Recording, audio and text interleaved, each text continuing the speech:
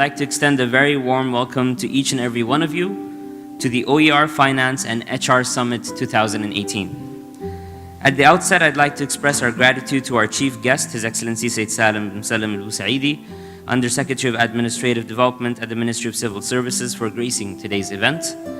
We're also grateful to our guest of honor, Her Excellency Dr. Munna al-Jarjani, Under-Secretary, Ministry of Manpower for Technical Education and Vocational Training, and Sheikh Mohammed bin Ghalib al-Hinai, Advisor of Human Resource Planning to the Minister of Manpower, for sparing time from their busy schedules to join us today.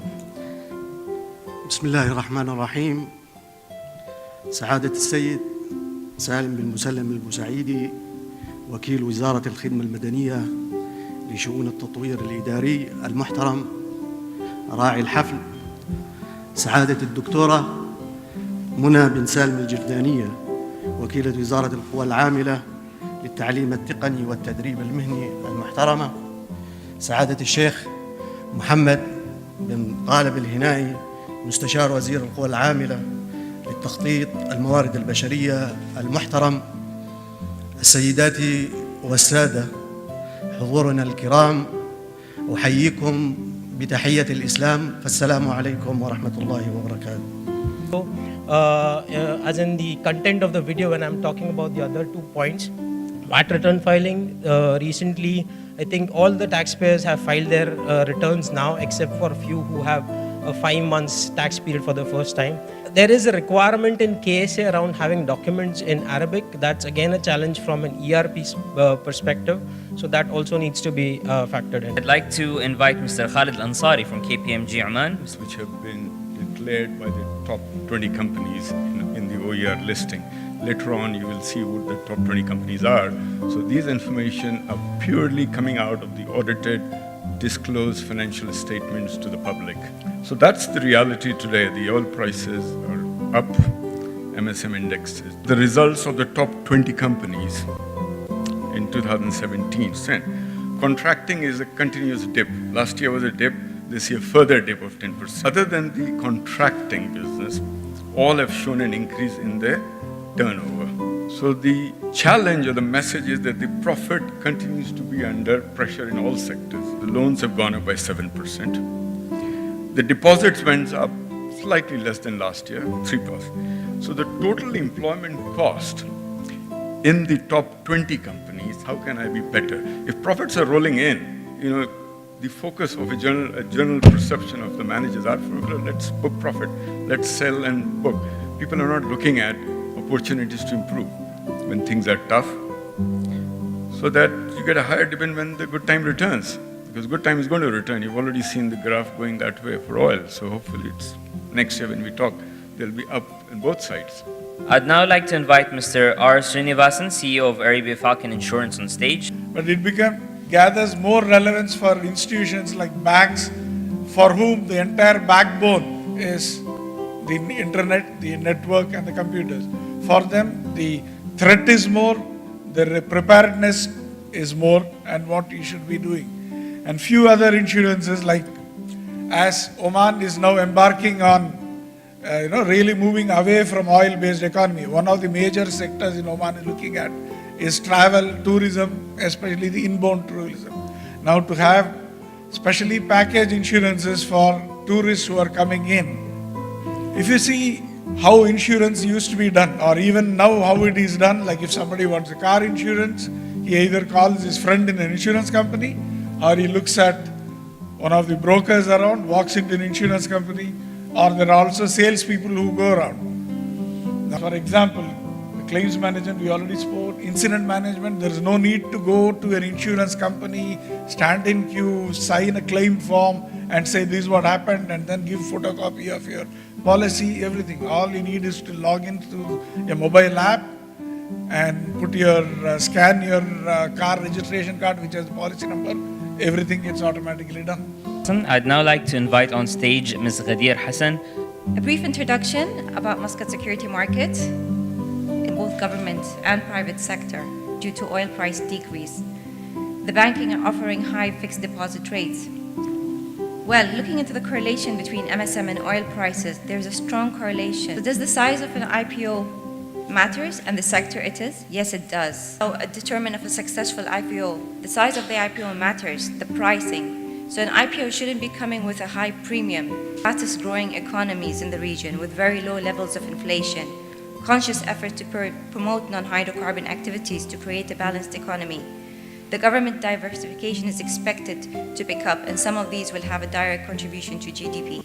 Okay, so the first OER Finance and HR Award goes to a company which exemplifies the spirit of giving.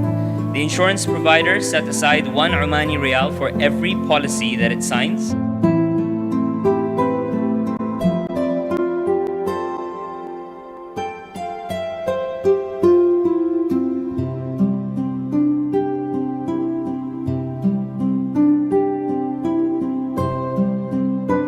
So it's now time to start the first panel discussion of the day on financial preparedness for harnessing growth. Not totally removing them, but by restricting them helps manage. What are the key factors that we need to look at and address to address some of these concerns? Short-run issues quite effectively. I think we've seen that as you distract from the need to ensure that the kinds of structural reforms that are needed continue to take place over the medium and long term. Including Oman, they were passive, they were just like firefighting, and they continue as is. Phase 2 was in 2014 when there was a huge decline in oil prices, and specifically, obviously it's not helpful to have reports by international agencies or authority, and that is probably all related to the SME topic that I think is one of the topics you wanted to discuss later today. We need to do that we start executing there. So what is happening at the backdrop is fine, but whether that benefit is going, we are all set. But just we need to plan it a little better. Thanks, Vishal. I can see my friend Rajesh is very keen to get in on the conversation. And if we see the cost of financing, which was very low at the time when interest costs were lower, the oil prices were good. Sanjay, I wanted to take you on those. On us, and I think with whatever has happened in the economy, if we break it into different cycles, I fully agree with my friend. Impact in the oil prices, of course, a slight improvement in demand. National Training Institute, so that it was a properly orchestrated sort of a program, and we've been able to retain 7 of them, and 8 of them have been gainfully employed by other corporates. A boutique consulting firm with operations in Canada, Oman, and India. Mr. Venkatesh is a senior HR professional with 28 years of international experience. His last corporate assignment was as the Chief HR Officer for MB Petroleum Services Worldwide. A lot of presentation had a lot of people content. So currently available technology, even if you are conservative for a region and say it will be 25%, we're in the 4th industrial revolution, where change is bigger and faster than ever. Change becomes an opportunity. I would now like to invite on stage Dr. Ammar Al-Ujaili, Associate Director for the Takatuf Scholars Program. For those of you that like football, American football in particular, the late Vince Lombardi is quoted as saying, "Leaders are not born, they are made." And they are made just like anything else, through hard work. And that's the price we'll have to pay to achieve that goal, or any goal for that matter. That's what Oman Oil set out to do in 2012 when it started the Takatuf Scholars Program. The aim was national, to develop future leaders for Oman in an innovative way that yields results. With their support, the program was able to achieve a lot throughout the past 6 years or so. We tested over 3,100 applicants to the program, graduated 342 students from the enrichment program, sent over 100 students to scholarships all over the world, to leading boarding schools and universities, all of whom have had to gain admission into their universities and institutions. All of them did. The next presentation is by Stephen Atkins, Alliance Manager UK, Nordic and APG at Seba Software UK. Let's explore this and how it's affecting our everyday lives. I think we all agree it's around us everywhere, and the changes that we can prepare for within organizations, and more importantly within learning and development organizations. It's all around us. I think we all agreed we're seeing this happening time and time again, but from entertainment, the things that we can do streaming, through online shopping, retail pieces, through transportation, self-driving cars and things, through security, how we can ward off threats and be proactive, and even healthcare. All these things are being affected by artificial intelligence, and things are being embraced currently. But I think there's so much that we don't know either, right? That uncertainty is really unsettling. I think most of us, maybe, and we're hearing it today, is like, how can that actually affect us in our day-to-day jobs? I'd now like to invite Mr. Gunjan Gupta on stage. So, what is super fun for you? So, do we consider this as super fun for us? Or do we consider this? Or do you think this is the super fun for our lives? What we see when we go to, these recreation locations, I think this is super fun. But I'm sure the employees, this is not super fun for sure. So what we are trying to talk about today is that when a manager comes in, this is what I wanted to be done by end of the day. My submission here is like like Oman or a bank has implemented a gamification module using simulations for the retail banking. Compliance is like regulatory, but it's typically compliance is taken as a very boring subject. Again, there are people who are using gamification to engage to specifically for the case studies, for the decision making in compliance. So if you have been in this situation, what would you do? So these are the kind of things that are being done here. And what is the future of this gamification in different industries? I mean, other than banks, which are the areas you are covering? So, see, actually, gamification is not very domain specific. So, it's about very subject to the topic that you're taking up. If you talk about e-learning or digital content. And to take forward the proceedings, I'd like to invite back on stage Mr. Venkatesh, the moderator for today's second panel discussion. In your view, how serious is the skill gap issue in Oman in general, Oman in particular? I'm an educator, I'm a teacher, so I have notes because these questions are enormous and there are so many layers and sub-layers that to keep myself a little focused, it's a little awkward, so I apologize. I'll be looking down a whole lot. And the other thing that affects this enormously is the implementation of new technologies that change the nature of the workplace. This is something that everyone should get used to because change in the workplace is a constant characteristic of this century, which may well speed up as AI becomes an effective option for many companies. Just as the ATM had a significant impact on the occupational stability of the bank teller. So Khalid, we would like to hear from you on how is the skill gap, how serious is the skill gap in the region? Honored to be here, and I appreciate the fact that this is looked at also from a broader perspective, not just from an Omani landscape.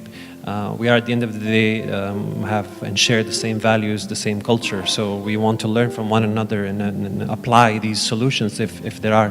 No, but it is a serious gap. Yeah, it is a serious issue, a skill gap. In Saudi Arabia, where I'm from, and I'm based in Dubai, so I'm very much connected with the two countries in UAE and Saudi. It is a serious issue. We're about 32 million people live in Saudi Arabia, and 51% are below the age of 25, which is a massive challenge that we face.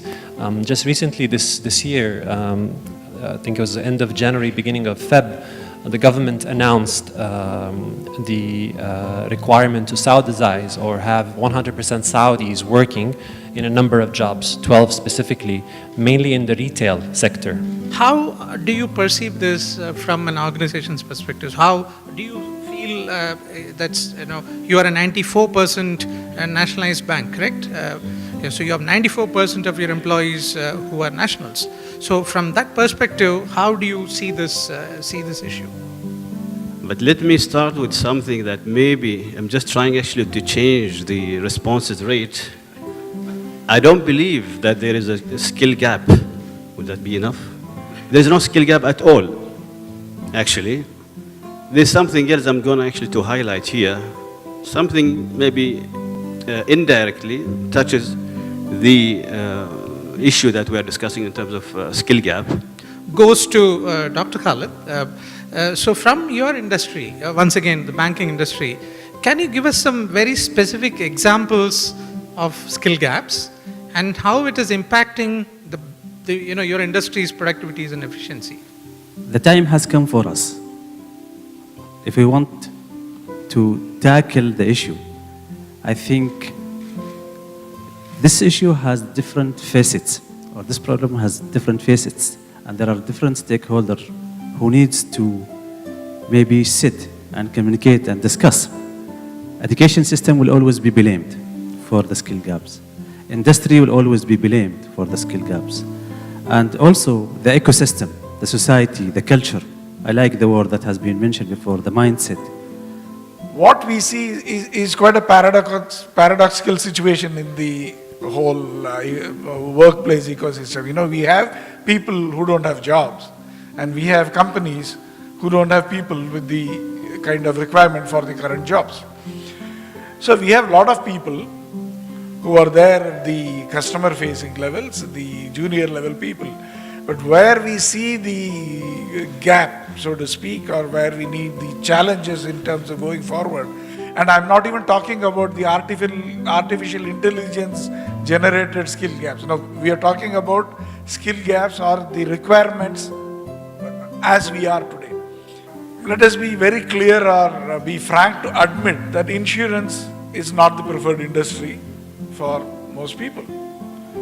And we, as the insurance industry and the various stakeholders related to the industry, have not made enough awareness for insurance as an attractive industry to work for. Let me say like this, that hospitality sector, it's a worldwide industry, and it's known to be one of the worldwide most revenue generating in the future, because as long as there is normal life, people will travel and on holiday and business, or just to celebrate something. And it's hotel sector, it's very peculiar, because what are the guests going to the hotel? Either they go to sleep or to eat. They need good comfort, they need a good welcome, and they need to be well treated, and they need to see that everything is well cleaned.